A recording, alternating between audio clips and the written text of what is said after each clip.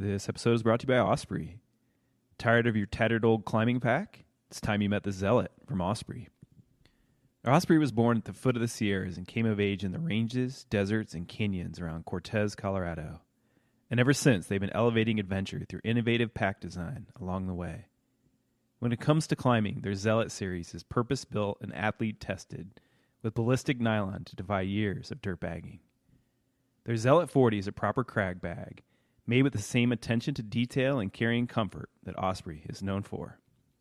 And their Zealot 30 is made for your days that take you from work to the gym, using dual compartments to keep your everyday carrying and climbing gear separate. The Zealot is available online at osprey.com or at your local retailer. Hey everyone, Tommy Caldwell here. You know, everyone, at least in the climbing world these days, is trying to figure out ways to live more intentionally, to live a less impactful life. And one of the best things we as climbers can do to make that happen is to support and buy things from the companies that are doing the same thing, the companies that are figuring out ways to lower their carbon footprint, lower their chemical usage, make their products out of recycled materials, make products that just don't wear out. And, you know, the only company that's doing that well in the ropes and hardware space is Edelrid.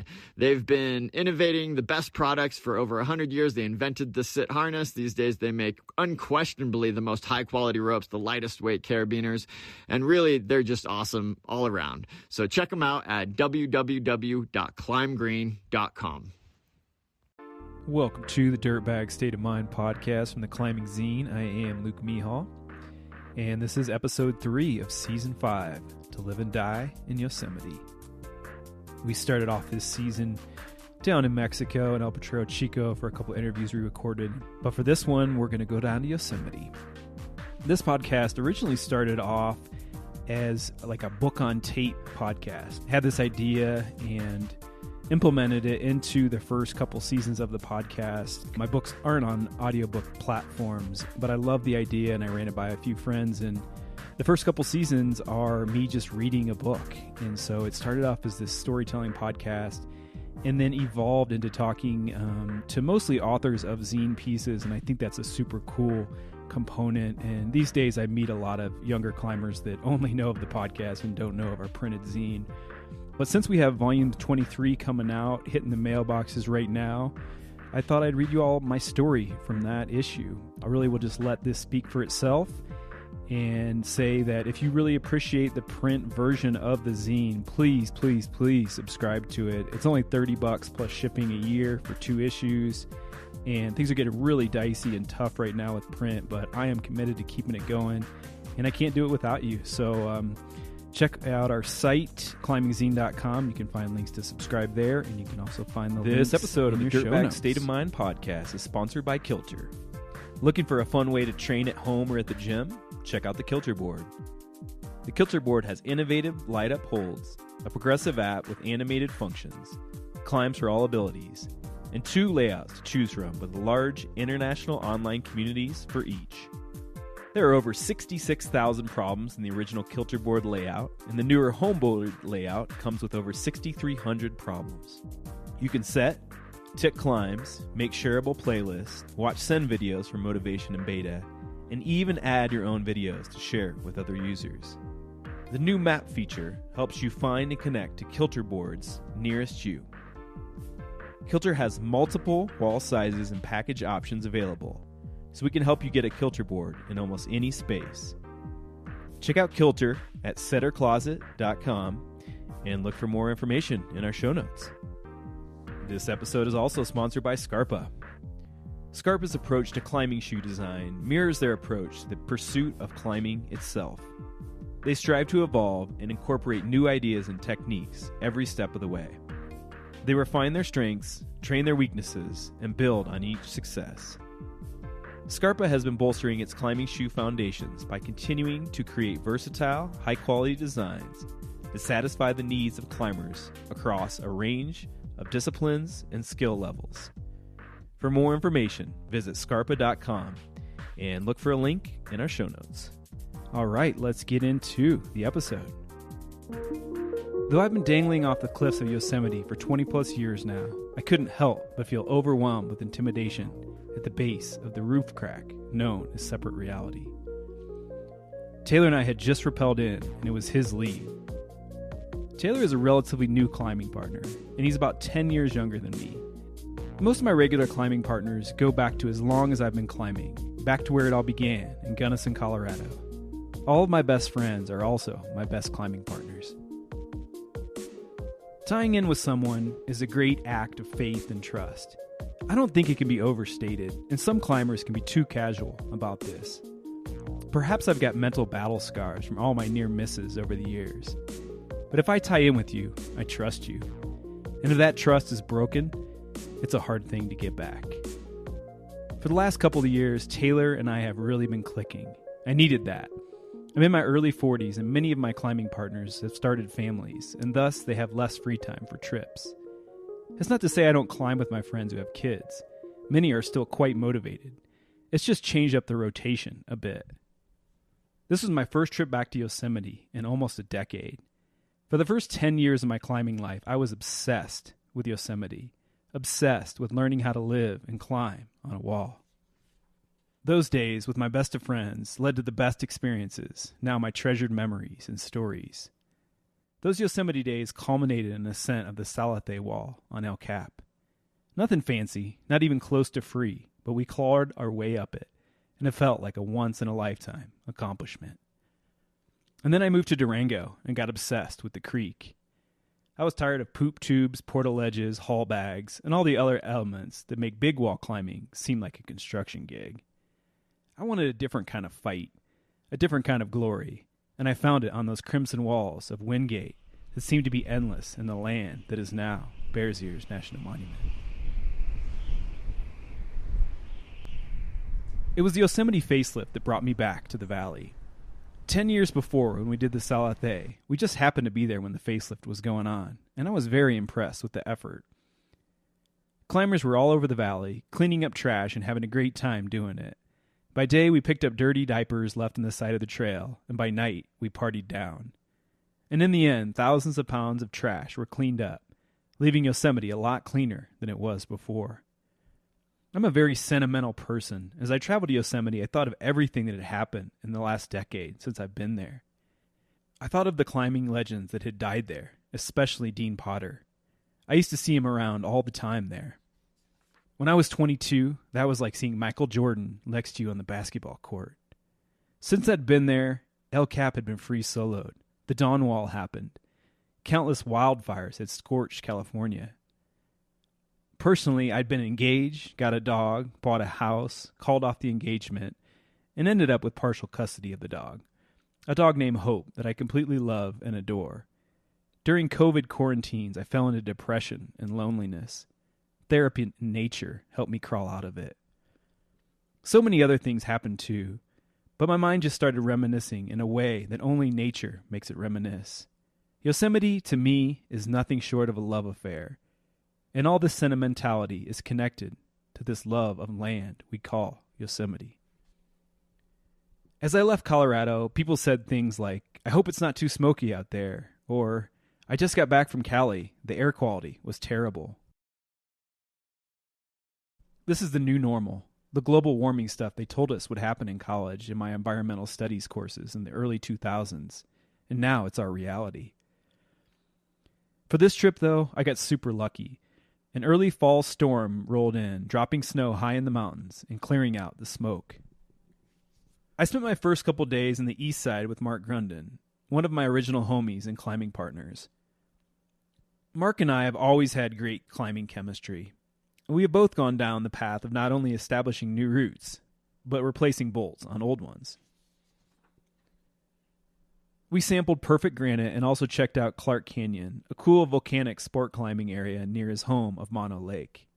While climbing, we both noted anchors that needed to be replaced and potential for new lines. Both of our brains just work that way. Soon enough, it was time to go to Yosemite. The storm had cleared out, and the facelift was beginning. When I told people I was going to Yosemite, many asked what my objectives were, and I told them I didn't have any. I just wanted to be out there, like visiting an old friend with no intention other than hanging out. If we talked a bit longer, I would reveal I had a small objective to get on separate reality. That climb had lingered in my mind ever since I saw a picture of Wolfgang Gulich free soloing the line in an old climbing magazine. Even decades after seeing that photo, I can still picture it in my mind's eye, the exposure below, the strength of Wolfgang. I mentioned the climb to Mark, but he would be working as a guide during the facelift, so he'd only be able to hang out at night and not join me on the climb. I told him maybe I would save the climb to experience it with him. "Don't save climbs," Mark said, as if it was a motto someone had passed down to him.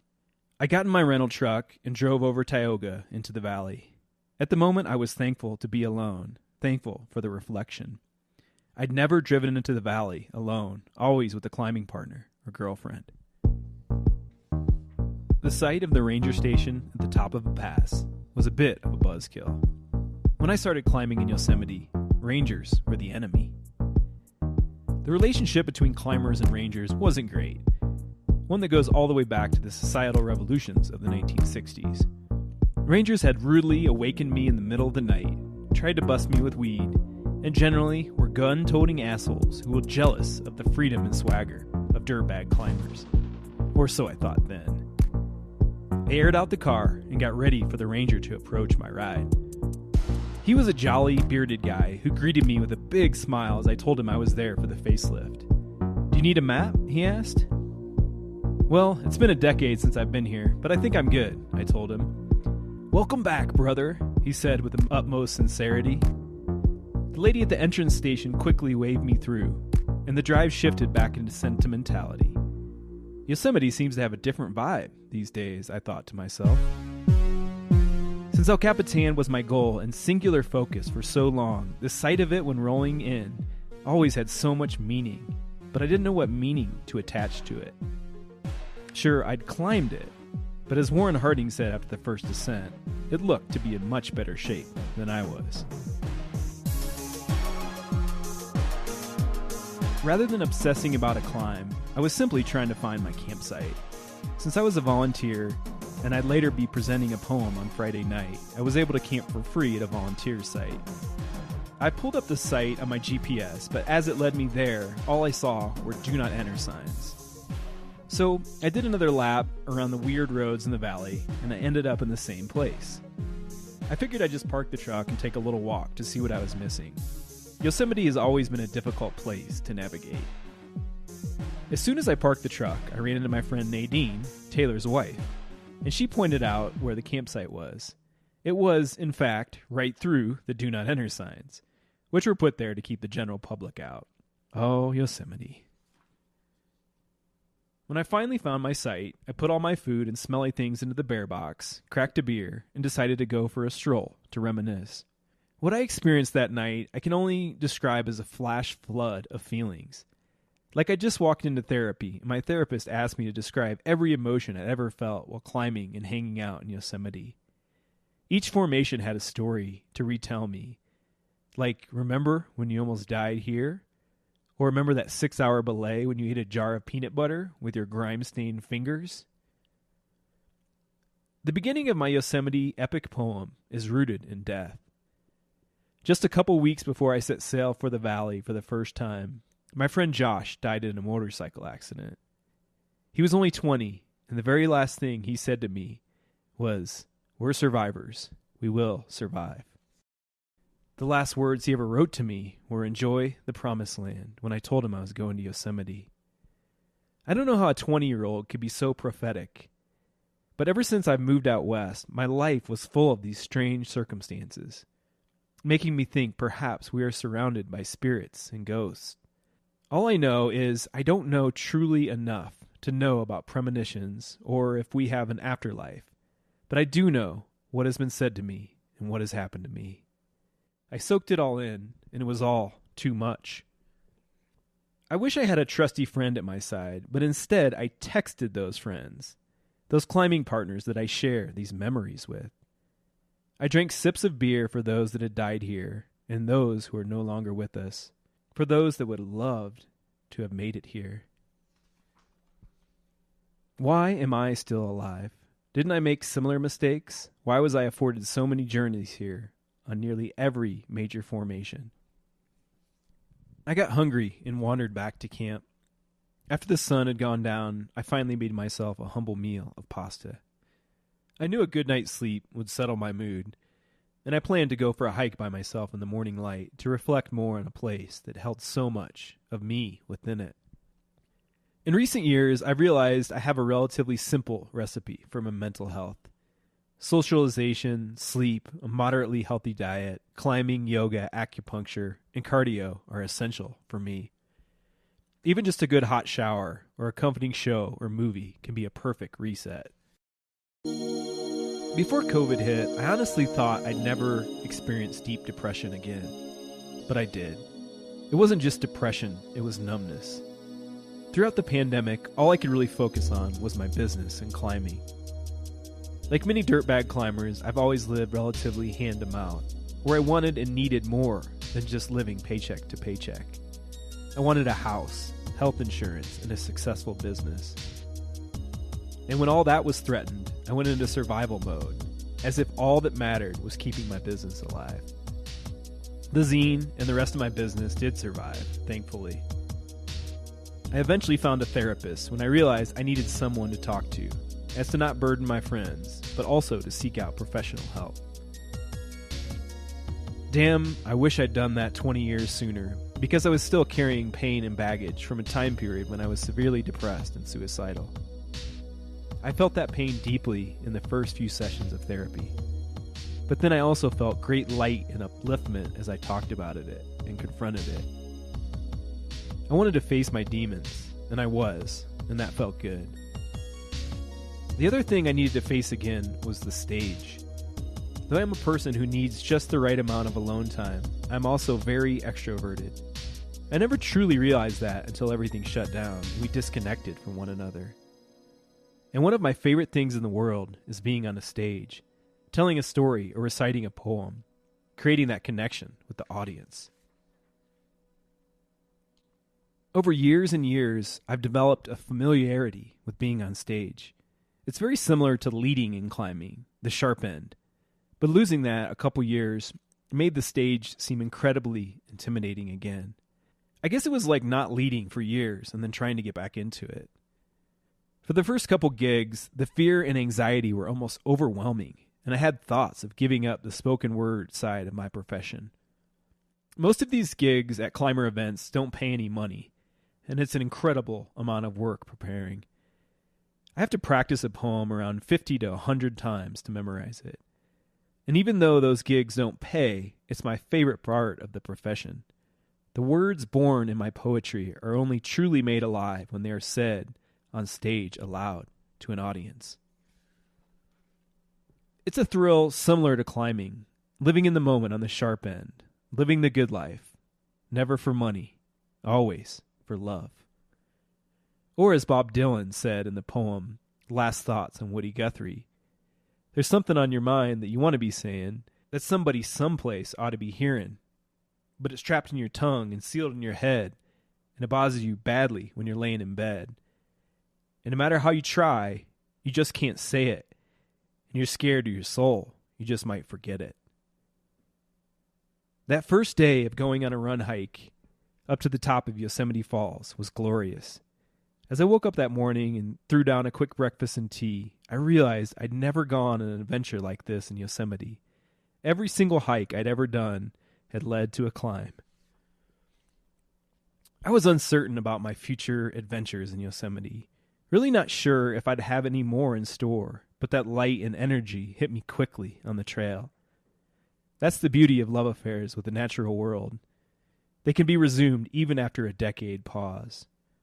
I was moving as quickly as possible. The trail was so steep it certainly wasn't running, but it was enough to solicit reactions from some of the people I passed. One guy said, "I'll catch you. You'll slow down at the top." I really didn't give a fuck about passing anyone. I was just going along at the pace of my desire for the feeling. I was so happy and immediately felt the buzz of running combined with being in one of the most beautiful places on the planet. My energy and headspace were restored. Later that day, I'd bought the new Yosemite guidebook. Instead of feeling like I'd done everything in Yosemite I wanted to do, a new door opened. From the looks of the book, there was plenty to keep me occupied for several more lifetimes. Plus, I knew I'd gotten better at crack climbing with all the years spent in the creek, in search of the perfect line and the perfect high. When I bought the book, I also saw my own books on the shelf alongside it. Though my books had been for sale there for years, I'd never seen them with my own eyes. What a trip. How surreal it was. My own stories were available to anyone who would take the risk to buy a copy. And I was coming to the realization that as a writer, I hadn't come to the end with El Cap. It was merely a high point. For a climber, the road goes on forever, and the party never ends, right?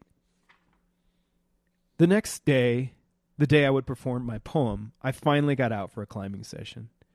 I was already tired. The night before at my campsite, I was kept awake by a fellow camper who clearly cared more about her cigarettes and boxed wine than any adventure the next day. Sleep is one of those ingredients for me for a happy life, and I was deprived of that. Every time this happens, though, I think of the nights when I was the loud drunk one. Surely I kept many a climber awake in the Super Bowl campsite at the creek back in my party days. Taylor and I had only a couple hours, so we opted for some cragging at the cathedral wall. By happenstance, we ended up climbing a 10D corner that I had done on my first ever trip to Yosemite. Two-Tent Timmy, my best friend, had led it, and I was in awe. He'd only been climbing for a year or so, and I was amazed by how quickly he'd gotten good at it. I could barely follow that pitch then, and even on this day, I noted how tricky it was. That night, my butterflies calmed down when it was time for my poem. This is what I was used to. If I prepared enough, my mind would get calm. The words are there now, just like a project. It's time to give it your best. When I've known I've prepared enough, a certain peacefulness comes over me. I was sharing the stage with Lauren Delaney Miller and Conrad Anker that evening, an honor all in itself. Timmy O'Neill was the MC for that evening. I've known Timmy a long time, so long that he remembered that before I became a full-time writer and publisher, I was a dishwasher. So that's how he introduced me, as only Timmy can do, as a hydrotechnician of plates. I've been working through a lot in my life, and on stage in the last year, I'd felt uncomfortable and out of place so many times leading up to this moment. It's these moments in my life when I question everything and wonder whether I'm on the right path, if I made the right decisions, and if I'd ever be comfortable on stage again. Starting a memorized poem for me means digging into the mind, giving the audience a gift and an energy, and then sensing what comes back, all while trusting that I won't forget the words. As a sensitive person, I notice the energy intensely. I can tell when people aren't paying attention or they're not into it. It affects the vibration of the words. As I started this one, I felt the crowd hanging on to every word, as if they were uplifting me as well as the poetry I was delivering. It's almost like a magical kiss, something so ordinary. But when it connects, it's heavenly. You're in the moment. Nothing else matters. You're living. The words flowed and connected. It was the feeling I'd been chasing ever since it went away. It was back. I was back. I was in Yosemite and felt deeply connected to the hundreds of people there. Success to me as a writer means earning my living from it. But it also means this connection to my fellow human beings. And that means sharing it freely. We all gathered at the facelift to clean up Yosemite and make it a better place. And yet for me, it was also a reunion. After my poem, I basked in the feeling, the relief that my work was done, and it had gone well. The next day was my last in Yosemite. Only one day left to climb. I still hadn't led a pitch yet, and this would only be day 2 of climbing, but it didn't matter. All that mattered was the day in front of us. My granite instincts had all gone away, I told myself. I was fine with sandstone and limestone, I told myself. I'd done everything I wanted to do on granite in this lifetime. But here I was, basking in the golden granite and the sunlight, racking up the spirit of Yosemite engulfing me. For our warm-up, we decided to link up the first couple pitches of Reed's Pinnacle. Luckily, Taylor remembered to bring stoppers. I hadn't used mine in years and forgot to bring them. A foolish move. I shuffled my way up the granite crack and remembered the art that is granite crack climbing and placing gear in it. Looking for that constriction to place a nut, or the crystal sticking out to marry momentarily with the rubber on your shoe. After 100-some feet, I was pumped and ran out of gear. But it was just 5'9" climbing, and I zoned in. I'll only ever run it out if I have to. As it often is, I only really screwed over my second, Taylor, as the pitch ended with a traverse to the anchor, and I didn't have any gear to put in. Sometimes that forced run-out drives the mind to an incredibly focused place. Taylor made do, as a trad climber does, and climbed safely to my belay. We wrapped off, our 80-meter rope barely making back to the ground to our first belay ledge. We packed up, went back to the car, and got ready for separate reality. I'd wanted to do this climb with Mark, as we'd been talking about it for years, and he'd already done it. As a twist of fate, Mark's back had seized up, and he wasn't even able to come out to the valley and work that week. I really missed him at all the evening events. We were looking forward to hanging.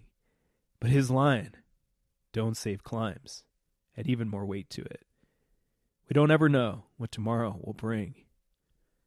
This afternoon brought us to a rappel, to a massive, sloping ledge before the roof crack that is separate reality. The climb was established by Ron Kauk the year I was born, 1978. It appeared to be even steeper than I could have imagined. Plus the exposure beneath was massive, 1,000 feet of air with the Merced River below. Though I've climbed plenty of 12A in my life, I felt incredibly intimidated. As intimidated I felt on my very first trip to Yosemite. Often two climbers will be eager to get the lead, but I had no problem with Taylor taking the sharp end. The heart of the climb is the roof crack, and the glory is the finish of that crack at the lip. But I'd never known that even the start is tricky, a wide, steep section that is best to lay back. Taylor went up and down, but quickly figured it out, and then embarked on the hand jams at the roof.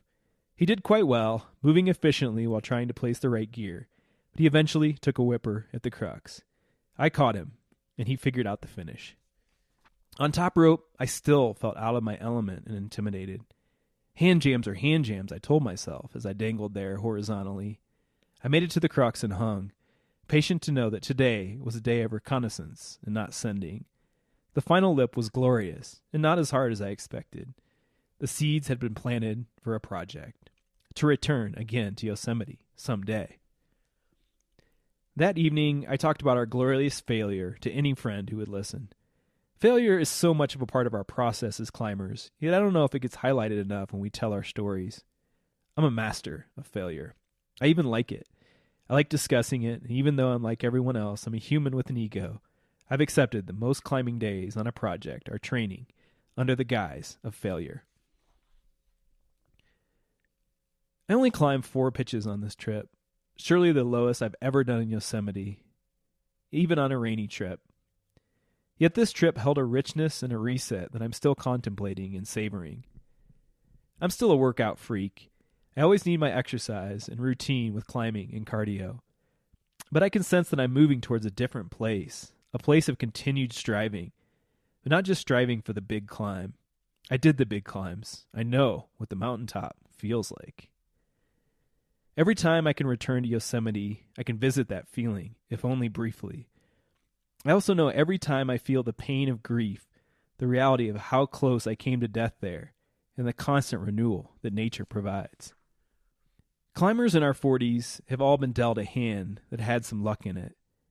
We know how precious it all is. It can all be gone tomorrow.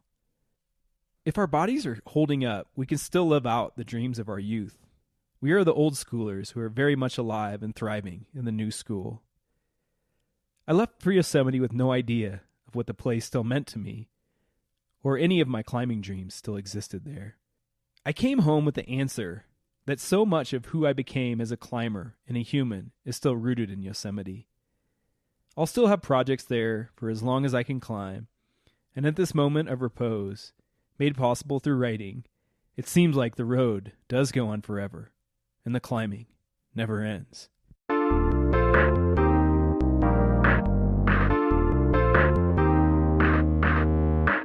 All right, that was the 3rd episode of Season 5. If you all enjoyed that one, it was really fun to reread. And, you know, as a writer, I think that climbing big objectives gives you the perfect fodder for something to write about.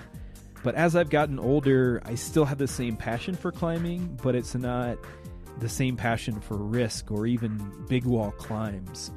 The passion is more condensed into shorter climbs, and I had this era of being obsessed with Yosemite, and then I had this era of being obsessed with the creek, and now I'm in this new era. I still have the passion for climbing, and I'm just discovering where that goes, and it's totally okay for that passion to be condensed into something shorter and even new areas. Perhaps it's Mexico, where I've been spending so much time. Music for this episode is from Devin Dabney. Our digital editor and producer is Chad Rich. And signing off on a beautiful sunny day in Durango, Colorado, I'm Luke Mehall. Peace.